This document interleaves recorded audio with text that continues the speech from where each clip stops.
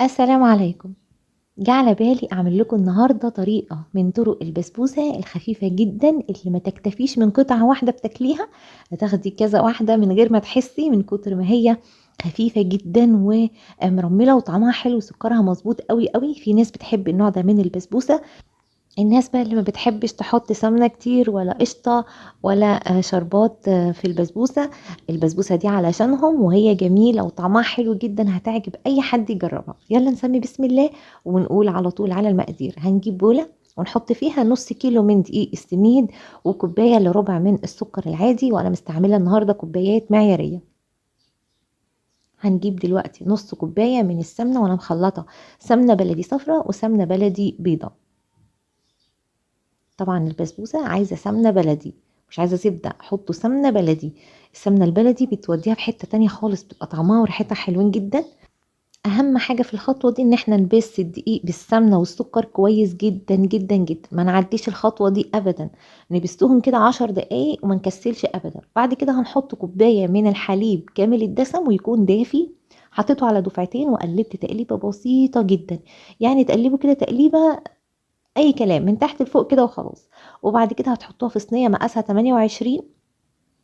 اما تيجوا تقيسوا الصينيه ال 28 هتحطوا بايديكوا شبر جوه الصينيه ونص، يعني شبر واربع صوابع بالظبط جوه الصينيه المقاس 4 28.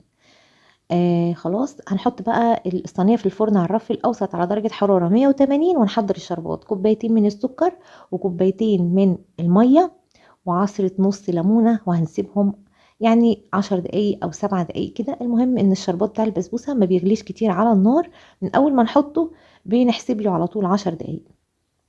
البسبوسة بتاعتنا اخدت حوالي 25 دقيقة في الفرن، واحمرت من تحت ومن فوق. ممكن يعني تاخد لون تحت الشواية كده على، والفرن بتاعكم مش ما بيحمرش من الوش. واول ما تطلع وهي سخنة نسقيها بالشربات على طول وهو سخن، وبنقدمها بقى كده. لما بتبرد بيبقى طعمها حلو جدا جدا، مش قادره اوصف لكم قد ايه طعمها حلو وبسيطه وخفيفه. ومش هتكتفوا بقطع زي ما قلت لكم، زينتها كده بشويه من جوز الهند. كمان لو حابين في الاول تضيفوا معلقه او معلقتين من جوز الهند على السميد براحتكم جدا. لكن دي بسبوسه للناس اللي متحبش جوز الهند، ما بتحبش السمنه كتير ولا السيرب ولا الجلوكوز، ولا متوفر عندها الحاجات دي كتير، وعايزه تعمل لولادها حاجه بسيطه وخفيفه وكمان تعجبهم وطعمها حلو قوي. شوفوا بقى الجمال والحلاوه بتاعت البسبوسه بتاعتي، دايبه وطعمها حلو قوي. حطيت عليها معلقه من القشطه كده، ودوقوا بقى الجمال والحلاوه. فعلا لو عندكم قشطه هتفرق جدا في طعمها لما تيجوا تاكلوها. ان شاء الله باذن الله ما تجربوها اكيد هتعجبكم.